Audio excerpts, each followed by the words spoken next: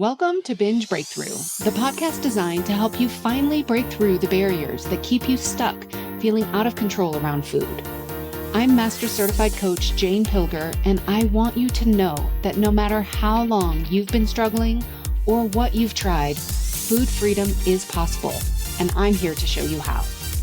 After years of therapy, eating disorders treatment, restrictive diets, and reading all the books, I was still stuck in the on-again, off-again cycle of restricting and binging until I was able to see it all from a new perspective that changed everything. Each week, I will share the strategies, tools, and mindset that allowed me to overcome my decades-long battle with binge eating. Your journey to body trust starts now. Let's dive in. Hello, trusted listener. Welcome to Binge Breakthrough. I consider you a trusted listener because I trust that you are going to hear something today that is insightful and impactful on your journey with food and with your body. We're really going to be talking more today about your body, about the experience that many of us feel in our bodies. And we're not going to be talking as much about food. In fact, you might notice I don't talk a lot about food specifically because it really is not about the food. As much as we want to think it's all about the food and we want to focus on the food and what to eat and what not to eat and how much to eat or when to eat, that's not ever what it's about.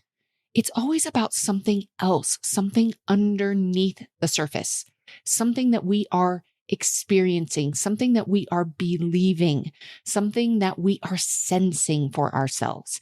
That's really what it's about, which is why I talk so much about going under the hood, looking under the hood. What's really going on here? When we have a binge, when we have an experience with food that we don't like, that is the light on the dashboard that there's something going on under the hood. That's what we need to look at. We need to open the hood. We need to look underneath. So this is what we're going to be talking about today. We're going to be talking about the topic of feeling fat. So this topic today, it's really inspired by my own experience and by many discussions with clients. This idea, this concept of feeling fat. If you are listening to this, you might know what I mean when I talk about feeling fat. You might not. So I want to just kind of dive into this idea, to this discussion, and let's just see where we go. So the first question is fat a feeling? Now, I've heard teachings on this. I've heard other people talk about this concept, and some people just straight up say fat is not a feeling. I have seen this quote on social media. I have heard other people say it. But when I have heard this, personally for me, I have felt like my experience of feeling fat wasn't validated. Kind of thought like, well, you don't know. I have felt fat before. Like, how do you know that it's not a feeling? So maybe it is and maybe it isn't. We're going to kind of dive into this a little bit. Like, what is feeling fat? Is fat a feeling? And what do we learn from this idea, this concept, this experience of feeling fat? So that's what we're going to kind of dive into today. But before we dive in, I want to acknowledge my own personal thin privilege. I live in a straight-sized body. I have not personally had the experience of living in a larger body. I have lived in a body that is larger than it currently is. But I would say most people, even at my largest size, there are many, many people in this world who would never have considered me as fat. Now, we can get into a lot of discussions about what is fat, the definition of fat. I don't even want to go into that, but I do want to acknowledge I do have thin privilege. But here's the other thing that I want to acknowledge. Feeling fat is an experience that can be had no matter what size of body that you are living in.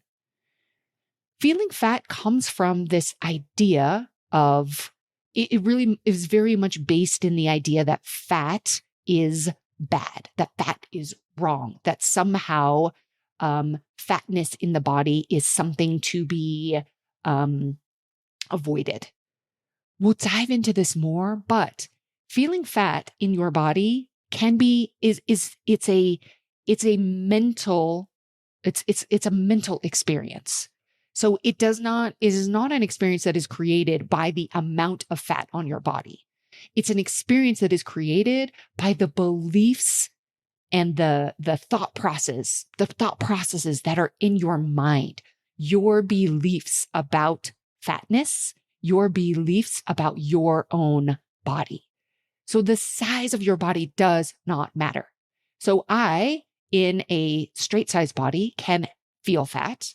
There can be people in much, much smaller bodies who also have the experience of feeling fat, and people in much larger bodies who have the experience of feeling fat. So it is not dependent upon the size of your body. It really is this internal experience. But I do also want to acknowledge the reality that living in a larger size body is very different in this world than, say, me, who is living in a straight size body.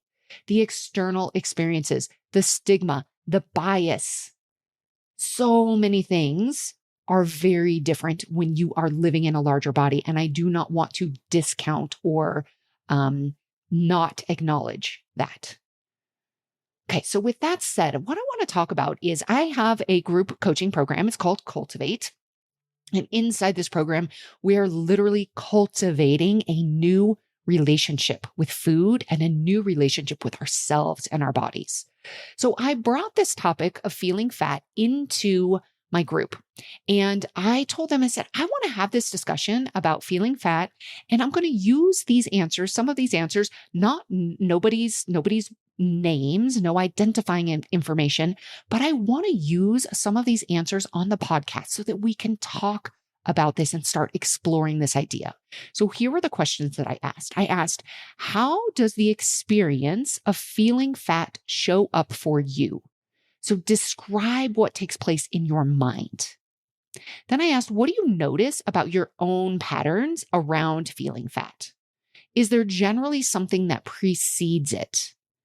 And after you experience feeling fat, what patterns do you notice? And then I asked, why is feeling fat a problem? So I basically just asked the group, answer any of these questions, all of these questions, just whatever comes up to you. So what I want to do here is I want to share the answers from some of the people in the group. And in some cases, I will share how I responded to these people. But the reason that I want to share this is to see if you find there may be some of these answers where you think, oh yeah, I feel this way. Maybe I have felt this way. It's just to get an inside glimpse into the mind of somebody else. Because here's what I find. So often we have these ideas and these thoughts about ourselves and about our bodies, but we don't want to talk about them and we don't want to share them with anybody else because we think, oh gosh, the way that I'm thinking, no, I wouldn't want anybody to know that I feel this way. But there's so much, I find there's actually really a lot of comfort in knowing I am not alone in my thoughts about myself, my thoughts about my body. And it really does not matter the size of your body. I can tell you that these answers that I'm about to read to you, they are given by women at all different ages in all different sizes of bodies. So I want to just give you an inside look into the minds of other people who may or may not be just like you. All right, so here are some of the answers. So someone says, I feel intense shame at having gained back so much weight after losing so much over and over again. What must people think of me? That I really have a problem. Shame at failure. I swore to others and myself that I would never be fat again. Why is fat so bad? Can't really afford new clothes. Fat shows my weakness. At least I'm not hurting anybody else, so why not stay fat? but I'll keep getting fatter. It's hurting my health and mobility, so I must really be broken. Mentally ill if I can't stop this yo-yoing. And again, what's the use? Oh, I just read this and I think, oh my gosh, this person is thinking they personally are a failure, that they're wrong, or that they failed in some way. They haven't failed anything. The diet culture, the idea that we need to be thin, we need to be some specific size in order to be acceptable. That is what has failed us, not us individually. So here's what someone else says. 1.5 years ago, I was at ideal weight, but still considered the sagging skin, the fat, and I didn't like myself any better, except I felt better in clothes that a friend had given me. It's like there's that reminder, right? Like, oh, actually, I didn't feel any better at a different size. So someone else says, when I feel fat, I binge, I overeat, I feel depressed, I'm not motivated to exercise, I avoid mirrors and fitted clothing. I have been at different weights and felt fat and skinny at all of the different times. Feeling fat is definitely a state of mind for me brought on by a trigger. Usually it's trying on clothes that don't flatter or fit anymore, or an overeat. So my response to this person was, it really isn't the number on the scale or the amount of fat on my body when I'm feeling fat. It's not the number on the scale. It's not the fat on my body. It's what I'm thinking about myself and my lack of worth or beauty because of the size or shape of my body. We're tying our worth to the size or the shape of our bodies. We have been taught to do this. So another person says, I've been learning more about body positivity and the culture of anti-fatness that I was raised in, which forms my thoughts about the word fat. It makes sense that our culture stigmatizes the shapes of our bodies. We have used our healthcare system as a weapon in shaming people. The media's images of what a healthy body does or doesn't look like limits our ability to accept ourselves just as we are. When I first heard the thought, I have a body, as an alternative to I feel fat or I am fat, it felt foreign. I have also experienced shame and judgment from a medical professional during annual health exams. Learning about the history of the BMI measurement, which is used as a benchmark in the US healthcare system, was eye-opening. Side note, if you don't know about the history of the BMI measurement, do some Googling. It is very much rooted in white supremacy, essentially. There's lots of great information about this. So she goes on to say, I am unraveling these outdated notions. I reject stigmatizing language against mental health, individual abilities, and injustices against people based on how we look. And I want to reject it when used to describe my body. This is a process that takes time. I am learning to apply the same principles towards myself, a new concept at this stage in life, while swimming in a fishbowl filled with water that has not yet been cleared from this debris of negative thinking about bodies. If we all look the same, there would be shame and judgments about that too. So I choose to draw a line and say the excess fat on my body is beautiful. It enabled me to support my spouse who lives with a chronic illness. It allows me to work full-time and support myself. It fuels my ability to walk my dog wherever she wants to go. It is part of me showing up in the world as a caring person who loves serving others. She goes on to say, I am finding that hanging out with people who are younger than I am is liberating. They have embraced body positivity much more than I have. And I look to them to teach me what I can imagine for myself too. When I read this response, it's like, yes, it's no wonder. It makes sense why we feel the way we do about our bodies. But we can reject it. We can draw a line. We can decide what we want to think about ourselves. We can, but it takes time. This does not just happen overnight. We have to educate ourselves. We have to get curious. We have to open up to different possibilities and different perspectives on this whole topic. So somebody else says, my clothes annoy me. I get sweaty easier and I feel frustrated that I let myself get to this point and that I can't believe I'm actually this big. I compare myself to others and I make being in a bigger body mean that I have failed. I have tried to lose weight and keep yo-yoing around, which is failure. I feel shame because it's a struggle that can't be hidden. Everyone who sees me could see the actual size of my failure. It's like, oh, she is equating weight with failure. And it's like, again, she is not the one who has failed. Diet culture has failed us. So she says, why can't I just fix myself in this area? Why can't I just be myself? Instead, I'm stuck in this foreign body. This isn't me. This isn't who I am, but it's who everybody sees. And she says, being thinner would mean I'm capable of getting my life together and I am not a slave to food. Like, oh, these messages that we have received.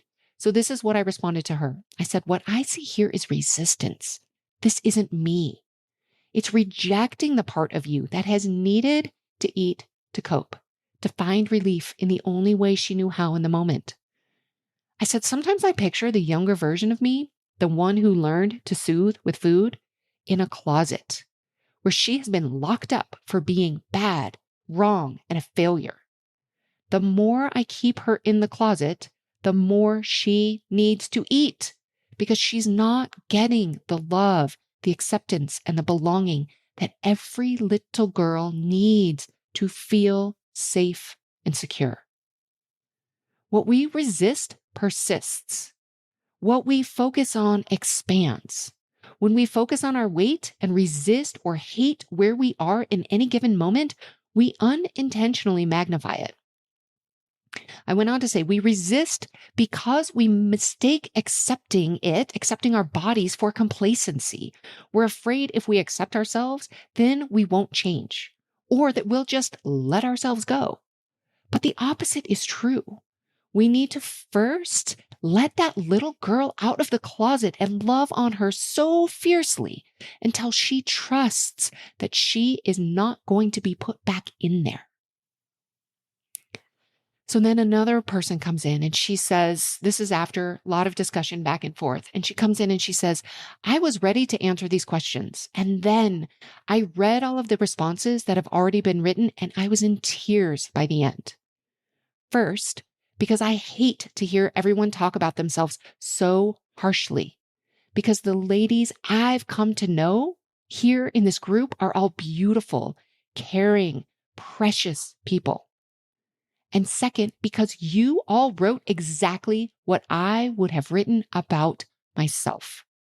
And she uses a crying emoji. She says, I have the same feelings of failure and weakness as a human being because I can't quit getting fat, and shame and embarrassment over my body size. But I love what you said to this particular individual. I have a body. I love that.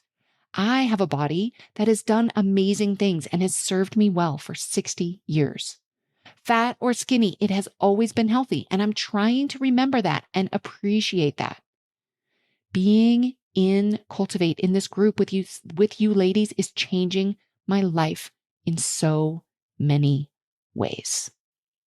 And she went on to share a story about this powerful interaction with her daughter, where she was able to assist her daughter with some concepts and with some challenging emotions because of the work that we've been doing inside the group. It's so powerful.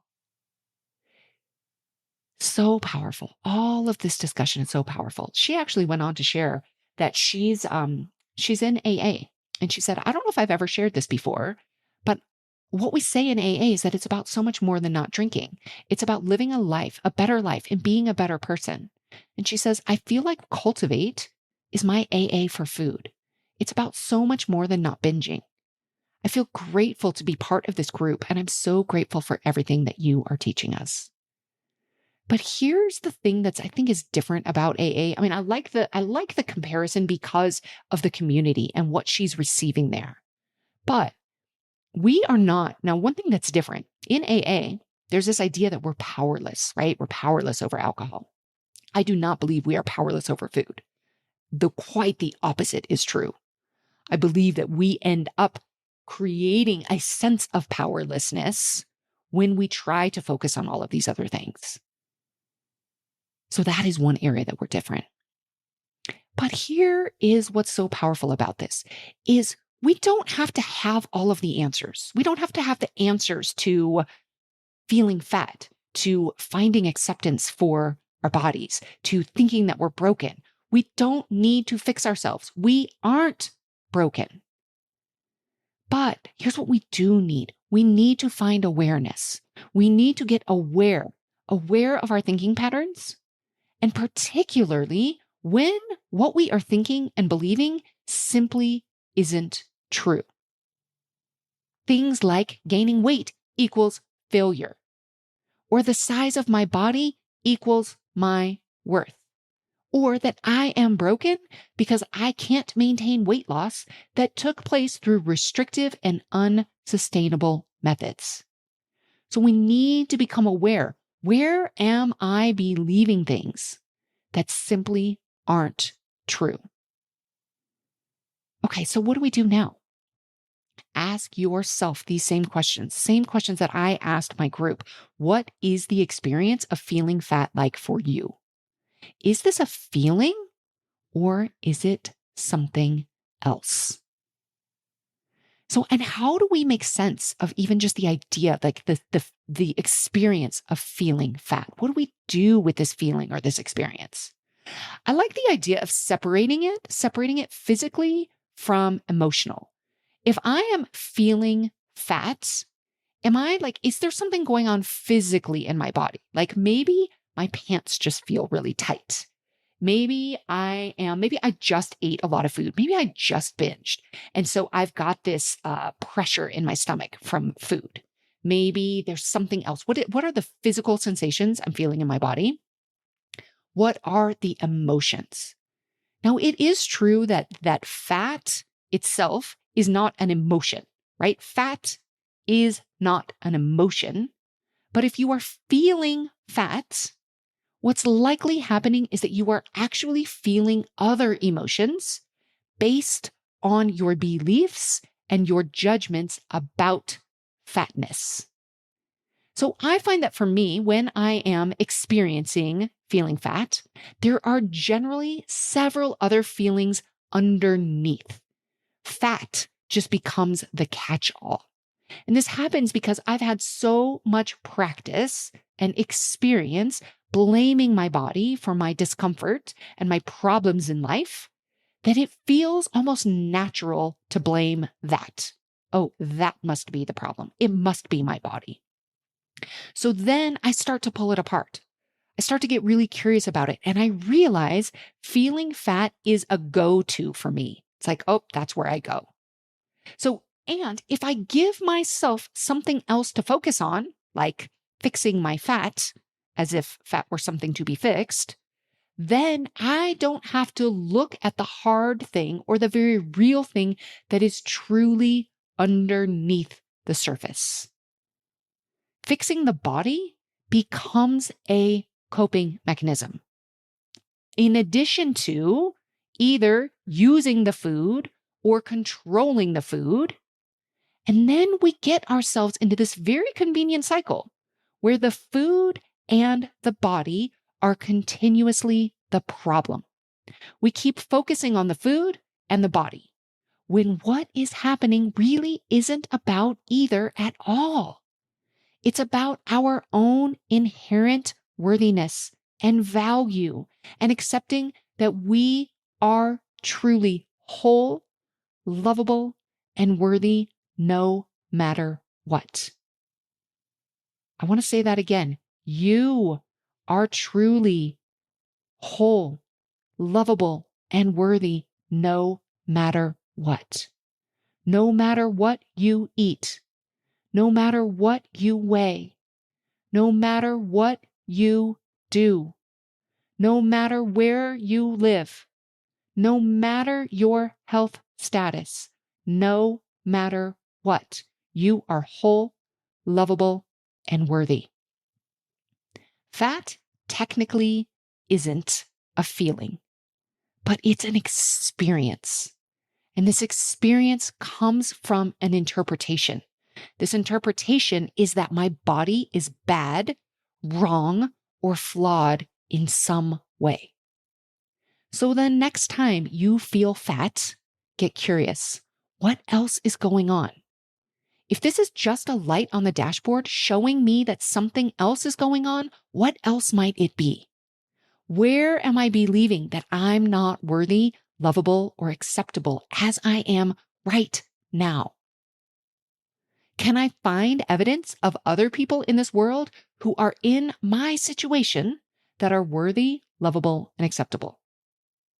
Can I open up to the possibility that my fixation on my body and my weight has been a protective mechanism that has done anything but protect me? Am I willing to drop this and explore what else might need to be addressed in my life? Now, here's another question that I invite you to explore. If someone in a larger body than mine heard me saying the things I think about myself and my body, what might they think? What message am I sending to them about their body? This is a question that is very powerful and it's very convicting for me because I have often thought very mean, judgmental things about myself and my body. And then I think to myself, wow, if somebody in a larger body, which is plenty of people, heard me saying the things I say about myself, what might they think? What message would I be giving them about their body? Most of us have very different standards for our own bodies than we do for others. But there is no disclaimer when we start to disparage ourselves.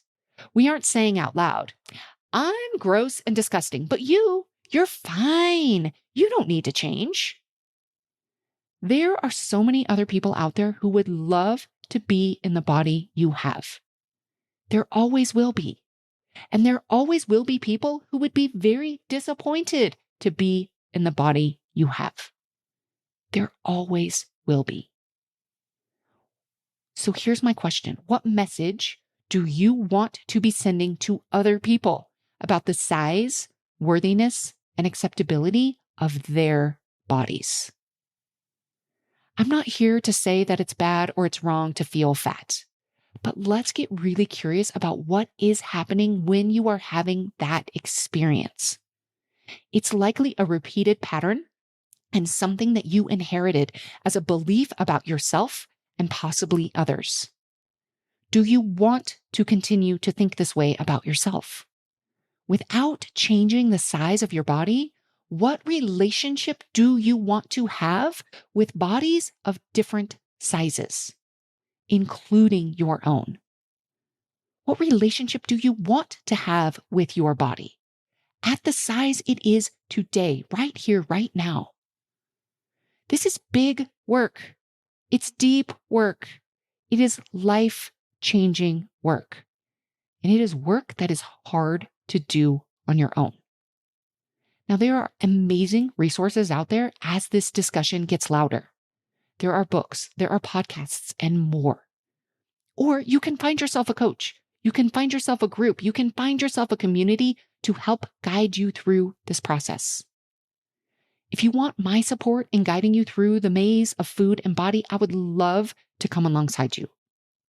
We often don't know what we don't know until someone can help us point things out, things that we could not see on our own. But the amazing thing is that once you start to see it, you can't unsee it. And I love helping people see a new perspective so that you can create an entirely new relationship with your body and with food. A relationship where you have more mental space to live the one life you have to live. Imagine how much of your time might be freed up if you weren't fixated on your body, food, and feeling fat. There is so much more to you than the size of your body and what you eat. So there's this quote that you have probably heard from the poem by Mary Oliver. And this quote goes, "Doesn't everything die at last and too soon? Tell me, what is it you plan to do with your one wild and precious life?" So my question to you is, are you willing to explore what truly matters to you so that you can live your one wild and precious life? That's what I have for you this week. I'll see you next time. Many people believe they need to stop binging in order to find peace with food. I believe that the more pivotal piece is learning how to bring kindness to yourself in the moments after a binge or after an out of control moment with food. You know, those times when you are filled with shame, hopelessness, and despair because you did it again.